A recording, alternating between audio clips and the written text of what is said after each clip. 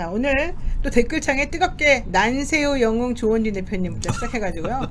이야, 조원대, 조원진, 김종대, 조원진, 김종대 이렇게 나오네요. 예. 근데 박찬숙 이런 분들도 갑자기 막 등장하네요. 자, 어쨌든 왜 등장하는지 모르겠지만 오늘 좌우로정렬 제가 들어왔다는 거, 여러분 제가 들어왔다는 거 잊지 말고요. 기쁨의 박수를 막 쳐주시기 바랍니다. 자, 첫 번째 주제부터 한번 시작해 보겠습니다. 첫 번째 메인 주제는요. 이재명 당대표 체제로 이제 민주당이 정리가 됐는데요. 이재명의 예정된 실패냐, 일사불란한 친명체제 구축이냐, 이게 제목입니다. 아니, 사람들이 놀랄 거예요. 아니, 당대표 된 지 며칠밖에 안 됐고 77.77%라는 뭐 엄청난 득표율을 자랑하는 이재명 대표인데 제목이 왜 이따위야? 이재명의 예정된 실패라니? 이거 누가 쓴 거야? 작가 어디 갔어? 안티 이재명으로 임명하노라, 이렇게 할 수도 있을 것 같아요. 이 얘기 한번 해볼까요? 이재명에 의한 민주당. 그 이재명 대표가 말 잘 만들어내요. 네, 민주당의 그렇죠. 이재명이 아니라 이재명에 의한 민주당. 또 문재인 전 대통령 찾아뵀잖아요. 네, 양산에 가서. 네. 문재인 대통령이 안 됐더라고. 1% 얘기를 하더라고. 우리 1%라도 좀 살리도. 이 얘기거든. 아, 그 얘기가 그 얘기예요? 1%. 못 알아들었는데. 그러니까 그렇게?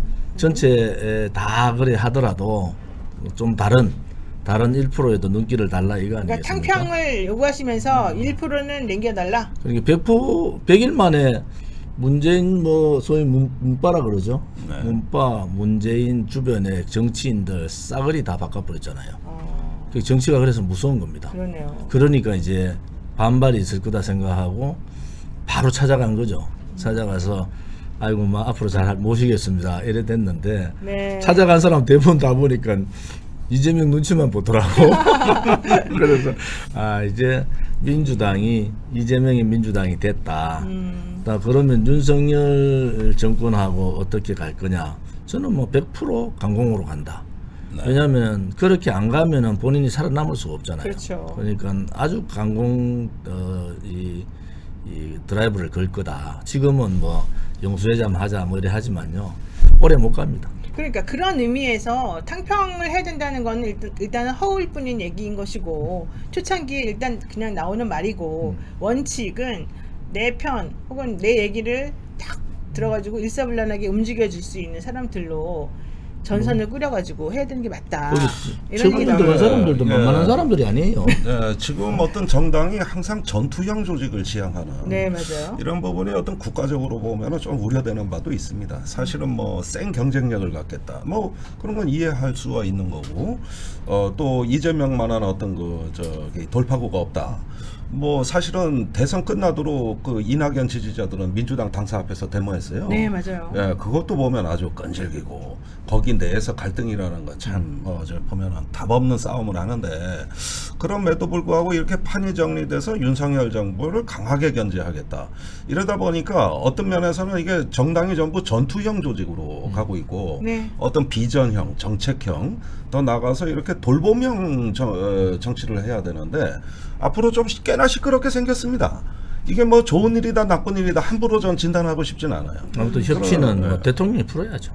대통령이 풀어요. 근데 대통령이 대통령이 사실은 처음에 영수회담 먼저 제안을 이재명 대표가 했을 때 대통령이 받는 척하면서 뭐 이렇게 확대돼서 여러 사람이 같이 하는 그런 걸로 해야 되지 않겠냐라고 말해서 사실은 우회적으로 이것을 거부한 거다, 이런 보도도 나왔거든요. 지금 발등에 불 떨어졌는데 뭐 찬밥 도움밥 가릴 때입니까 지금? 윤석열 정부가 저는 근데 제가 윤석열 대통령은 그러더라고요. 저는 29살 때 국회 보좌관 들어왔잖아요. 어제 해봤는데 떨어지기도 4번 떨어져 보고 아이고, 많이 이랬는데 떨어졌네. 이렇게 더러운 정치 처음 봐요. 정말 정치를 이렇게 더럽게 하는 사람들이 왜요? 어디 있어요? 뭐가 더러워요? 특히 국민의힘의 권선동이나 네. 이준석 하는 거 보면은 정말 더럽다고. 어떤 지금까지 의미에서? 정치는 그래 안 했거든요. 네. 어떻게 자기 생각만 하고 당원도 외면하고 국민도 외면하고 정권도 외면하고 미래도 외면하고 다 외면해놓고 더러운 정치를 하는데, 아니 주석밥상에 권선동 비대위원장 얼굴이 올라가면 국민들이 뭐라 하겠어요? 미쳤구나 이러지. 이 정말 더러운 정치를 이렇게 할 수 있느냐. 제가 그 당에 10년을 있었잖아요. 그랬죠. 국회의원으로. 그렇죠. 그래도 양심들이 있었어요. 그때는 뭐 얘기하면은 어총 나와가지고 안 되는 건 안 된다. 그래 안 돼. 이거는 뭐 시간만 지나고 보자 이거 아니겠어요? 그래도 누구야 윤석열 대통령은 뭐 며칠 날 만났는데 내 편이다 이런 생각하고 있고 이 더러운 정치를 좀 끝장냅시다. 그거 어떻게 끝장내야 됩니까? 국민의힘하고 더불어민주당을 네. 이제 끝내면 돼요. 양당의 기득권 정치를. 양당의 기득권이 아니고 양당의 오만 정치, 오만 정치, 내로남불, 더러운 정치, 새빨간 거짓말 정치를 완전히 끝장내자. 저는 그러니까 어떻게 끝장내라는 거야? 그럼 그 두 당을 다 없애버려요? 아니 선거로서 심판해야지. 이제는 정치 개혁해야죠. 지역에 그래서 우리 뭐 공화당이 딱 보여주자? 대구에 가면은 김정대 의원이 대구를 해주세요. 네. 출마해도 저 사람이 좌우로 정렬 보니까 올바른 생각을 갖고 있더라. 네. 김정도 의원 지원 지지해야 됩니다.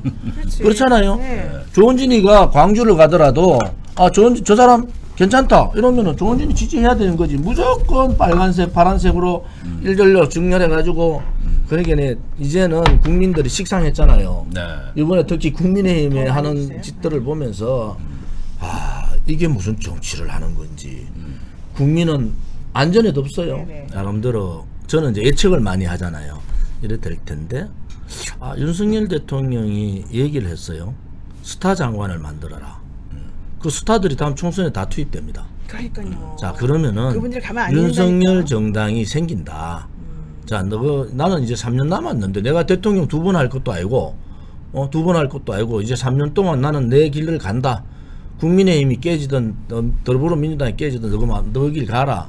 이러면서 윤석열 정당 쉽게 말 윤석열 새로운 반부패 뭐 딱 들고 나오는 거예요. 그런 거예요. 그러면 국민의힘의 윤핵관 분들이 나가서 차립니까? 아니면은 윤석열 파들이 이쪽에서 차립니까? 아니 뭐 나간다 윤석열 정당 생기면 국민의힘 3분의 2는 나갈 거예요. 나가고 그 중에서 어디에 나간다? 검찰 조사 받는 사람들 이런 사람들은 뭐 다 빼고 딱 기치가 그거예요. 검찰 조사 받는 사람들은 못 나가겠지. 반부패. 그 사람들은 이쪽에 붙어. 아무튼 반부패 뭐 이래가지고 이제 그 정치 개혁 이런 건 줄 아는데 윤석열 대통령이 스타 장관의 의미는 우리 말 한마디 그냥 예의주시하는 게 준비를 하는가 보다. 네. 이제는 국민의힘하고 대강 거리를 좀 두겠구나. 그게 18개월 남았거든요. 네. 시간도 별로 없으니까 이제는 판을 새로 짜자. 아까 말씀하신 다당제가 거기서부터 다당제가 나올 수가 있다. 거기서부터. 그러니까 정치가 기승전 다당제군요, 이게 기승전. 핵분열할 지금 이제 방사능 정치가 될 거예요. 모든 당의 핵분열은 이런 어떤 요인이 크다는 건데 대신 리스크도 큰 겁니다. 네. 그치? 이거는 과거에 열린우리당 모델이에요. 노무현 대통령이 당시에 민주당을 깨고 열린우리당을 나갔죠. 만들었단 말이죠. 그게 탄핵에 역풍하고 이제 또 결부되면서 대성공을 거뒀죠. 그게 17대 국회입니다. 그리고 그 이전에는 그 김대중 대통령이 그 민주당을 깨고 새정치국민회의를 창당한 맞아요. 겁니다. 네, 네. 이것도 그 대선 기획의 가장 중요한 이벤트였죠. 그래가지고 95년도에 창당한 정당이 97년에 대권을 승리를 움켜쥐는 하고, 것이죠. 예. 그러나 역사적으로는 사실은 다 심판받았어요. 결국은 인위적 정계 개편. 어떤 그거 대통령이 이제 그 기획을 하고 거기에 따라서 어떤 그 권력의 추종 세력들이 만들어 나가는 네. 이러한 그 정계 개편이 집권 말기에 역풍으로 다 돌아온 겁니다. 네. 맞습니다. 그러니까 여전히 정치라는 거는 어떤 끊임없는 소통 속에서 이렇게 화합으로 읽어가는 이러한 어떤 큰 리더십이 아니라 어떤 분열을 지향했을 땐 반드시 대가는 치렀다. 네. 네. 그것이 그 거기까지. 당시는 아니라도. 네. 이제 거기까지 단계가 말씀 듣고요. 윤핵관들 문제를 어떻게 처리할 거냐. 네. 그 다음에 국민의힘이 저 길로 갈 거냐. 국민의힘이 실질적 국민의 지지를 받을 거냐. 네. 국민을 지지 못 받으면 대통령이라는 사람은 과감하게 그냥 쳐버립니다. 그렇죠. 내가 왜 국민의힘에 매달려가 2년간 이런 소모전을 하고 앞으로 3년을 왜 이렇게 하냐. 네. 그건 간단한 얘기잖아요. 정치적으로 대통령이 갈 수 있는 길이 없어요. 그럼 거기에 계속 매달리고 갈 수 없다. 그래서 제가 걱정하는 게 네. 하나는 내각제 야합이고 하나는 신당 창당이고 그러면서 신당 창당하면서 다당제를 기치를 들고 갈 가능성도 높아졌다. 그 얘기를 많이 하셔요. 내각제 얘기를 많이 하시는데 사실은 어떤 그 전에도 연립과 연합의 정치도 꿈꿔볼 만한 겁니다. 근데